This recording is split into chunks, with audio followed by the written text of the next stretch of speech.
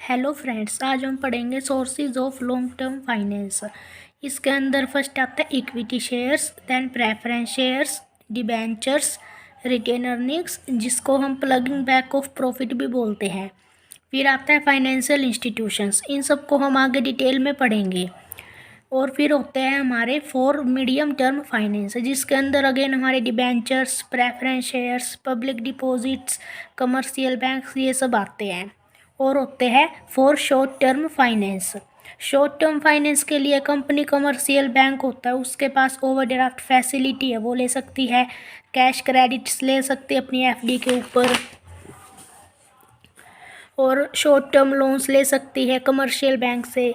और अब जो बिल्स रिसीवेबल्स होते हैं उनको डिस्काउंटिंग कर सकती है।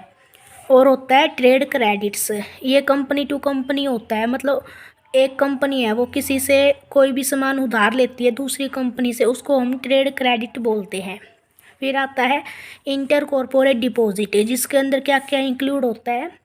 Borrow funds from another company under this and high rate of interest has to pay, मतलब जो भी कंपनी बोरो करती है उसको इंटर कॉर्पोरेट डिपॉजिट के ऊपर high rate of interest bear करना पड़ता है।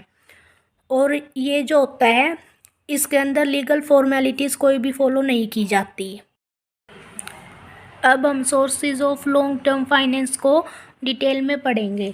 इसकी दो कैटेगरी होती है, फर्स्ट वन होती है own funds and second one is borrowed funds. Own funds के अंदर क्या क्या इंक्लूड होता है, equity, preference and retain earnings. और बोरो फंड के अंदर कौन कौन से फंड इंक्लूड होते हैं, डिबेंचर्स, फाइनेंशियल इंस्टीट्यूशंस। अब हम इनको वन बाय वन पढ़ते हैं। First one is equity shares. Equity shares क्या होते हैं कि वो शेयर्स होते हैं जिनके ऊपर कोई भी प्रेफरेंशियल राइट इन शेयर होल्डर्स को नहीं दिया जाता है। और जो annual dividend and repayment of capital होती है in the event of liquidation, वो हमेशा इनको प्रेफरेंस शेयर होल्डर्स के बाद ही दी जाती है। और ये जो दो पॉइंट है ये भी हर किसी को पता होने चाहिए। जैसे कि इक्विटी शेयर जब भी हम इशू करते हैं, सबसे पहले उसकी जो सारी इंफॉर्मेशन है वो मेमोरेंडम ऑफ एसोसिएशन के अंदर डालनी पड़ती है। और हमें ऑथराइज्ड कैपिटल से रिलेटेड भी सारी इंफॉर्मेशन मेमोरेंडम ऑफ एसोसिएशन में डालनी पड़ती है। और ऑथराइज जो कैपिटल है वो एक ही बार इशू की जाती है, और वो हमेशा कंपनी के स्टार्ट होती है, कंपनी तभी इशू की जाती है। नेक्स्ट आता है प्रेफरेंस शेयर्स।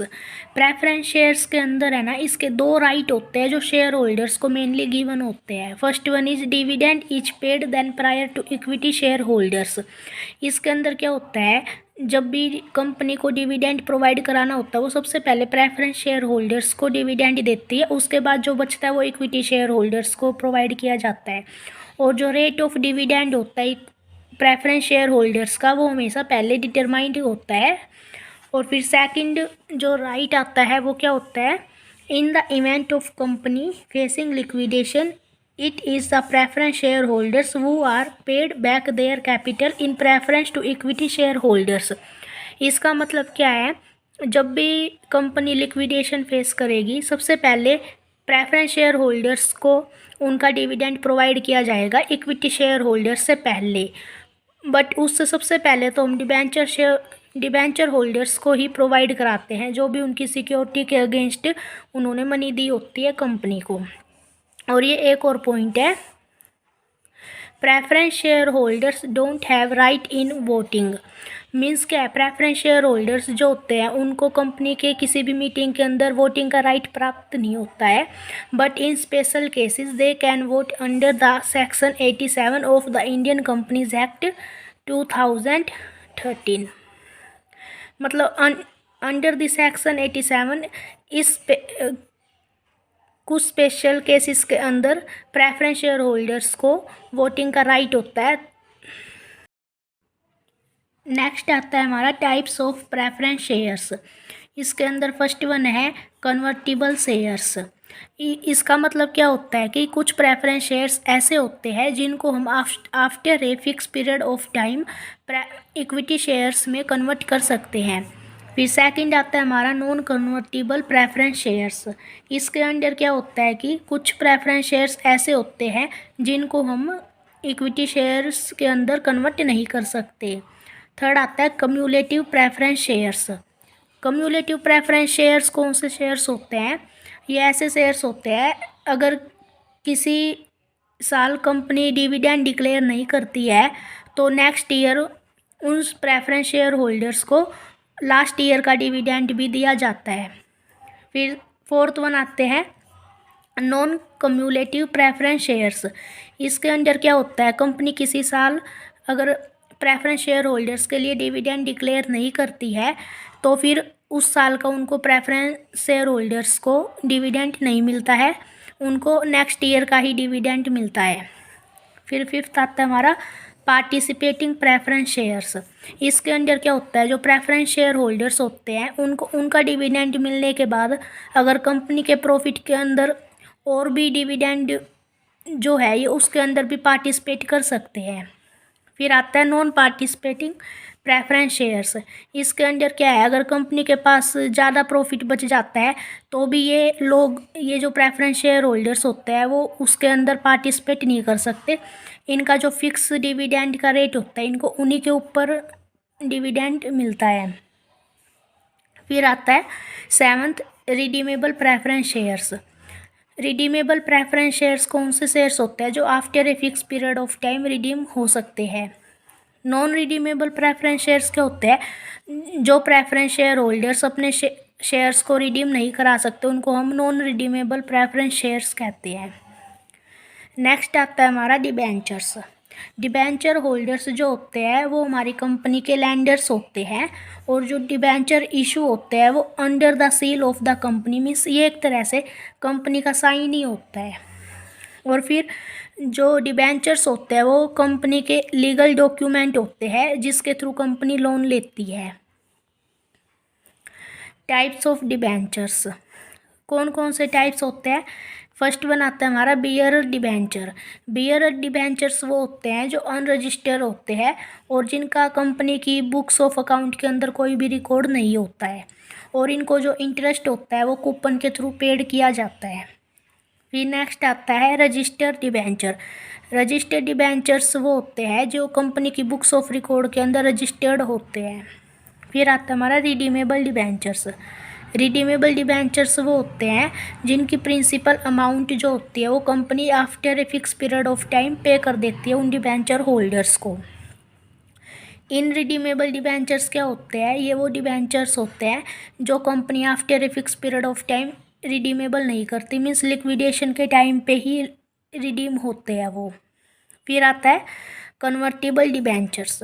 कन्वर्टिबल डिबेंचर्स क्या होते हैं, वो after a fix period of time debenture holders अगर चाहे तो उनको प्रेफरेंस शेयर्स और इक्विटी शेयर्स के अंदर कन्वर्ट करा सकते हैं। फिर आता है हमारा सिक्योर डिबेंचर्स। सिक्योर डिबेंचर्स वो होते हैं जो कंपनी की एसेट्स जो होती है उसको सिक्योरिटी के रूप में डिबेंचर होल्डर्स को प्रोवाइड किया जाता है। फिर आता है अनसिक्योर डिबेंचर्स। अनसिक्योर डिबेंचर्स वो होते हैं जो किसी भी सिक्योरिटी के ऊपर प्रोवाइड नहीं किए जाते हैं। नेक्स्ट सोर्स है रिटेन अर्निंग्स। रिटेन अर्निंग्स क्या होती है, जब कंपनी के पास प्रॉफिट होता है तो वो उसका कुछ पार्ट है वो एक रिजर्व के रूप में मेंटेन करके रखती है जो उनको फ्यूचर में काम आता है। इसके कुछ एडवांटेजेस हैं, मींस फर्स्ट वन है चीपेस्ट सोर्स ऑफ फाइनेंस। इसके अंदर कंपनी को कोई भी कॉस्ट बियर नहीं करनी पड़ती है। फिर आता है हमारा मोर प्रॉफिट्स कैन बी जनरेटेड। अगर कंपनी के पास उसका रिजर्व मेंटेन होगा उससे वो और एक्स्ट्रा प्रॉफिट भी जनरेट कर सकती है। फिर आता है safety from trade cycle. Trade cycle के अंदर एक ऐसा फेस भी आता है जब कंपनी को रिसेशन फेस करना पड़ता है, उस टाइम पे भी जो रिटेन अर्निंग्स है उसका यूज करके कंपनी उस साइकिल से रिकवरी के फेज़ में जा सकती है।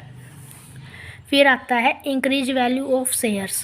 रिटेन अर्निंग्स है उनको यूज करके कंपनी की जो शेयर्स की वैल्यू है वो मार्केट के अंदर अप हो सकती है। और फिर नेक्स्ट आता है इंक्रीज कैपिटल फॉर्मेशन। इसके अंदर क्या है, कंपनी को बाहर से पैसा लोन पे नहीं लेना पड़ता जिससे कि कंपनी की जो कैपिटल स्ट्रक्चर है वो अच्छा बिल्ड हो जाता है। फिर आता है हमारी लिमिटेशंस ऑफ रिटेन अर्निंग्स। इसकी लिमिटेशन एक ही है, इसके अंदर क्या है कि शेयर होल्डर्स है उनको लॉस बियर करना पड़ता है। क्योंकि जो इक्विटी और प्रेफरेंस शेयर होल्डर्स होते हैं उनको प्रॉफिट के पार्ट में से ही डिविडेंड दिया जाता है। अगर हम प्रॉफिट का कुछ पार्ट रिटेन अर्निंग्स के रूप में रिजर्व कर लेंगे तो जिससे है उनका डिविडेंड कम हो जाएगा, फिर जो है उनको लॉस बियर करना पड़ता है थोड़ा सा। फिर नेक्स्ट आता है हमारा स्पेशल फाइनेंशियल इंस्टीट्यूशंस। ये भी एक लॉन्ग टर्म सोर्स है कंपनी को फंड प्रोवाइड कराने का। इसके अंदर क्या होता है, जो कंपनीज होती है वो फाइनेंशियल इंस्टीट्यूशंस से है ना मनी बोरो करती है। उनके प्रोजेक्ट है उनको एक्सपेंशन के लिए या फिर कोई न्यू प्रोजेक्ट है उसको बिल्ड करने के लिए एक्सेट्रा। और जो इंडिया का फर्स्ट फाइनेंशियल इंस्टीट्यूशंस था वो था IFCI जो 1948 के अंदर आया था। और कुछ और स्पेशल फाइनेंशियल इंस्टीट्यूशंस हैं इंडिया के, जो है IFCI जो 1948 के अंदर आया था, फिर ICICI जो 5 जनवरी को आया था, फिर SFC जो आया था 1951 के अंदर, फिर IDBI जो आया था 1964, फिर SIDC जो 1994 के अंदर एस्टेब्लिश हुआ था, फिर UIT जो 1964 के अंदर एस्टेब्लिश हुआ था, फिर IIBI जो 1997 के अंदर एस्टेब्लिश हुआ था, फिर LIC जो 1956 के अंदर एस्टेब्लिश हुआ था। इन सब के थ्रू जो है कंपनी लोन ले सकती है अपने प्रोजेक्ट को एक्सपेंड करने के लिए। ये सब थे हमारे long term financial sources for arrange funds. Thank you guys, please like share and subscribe my channel for more videos. Thank you.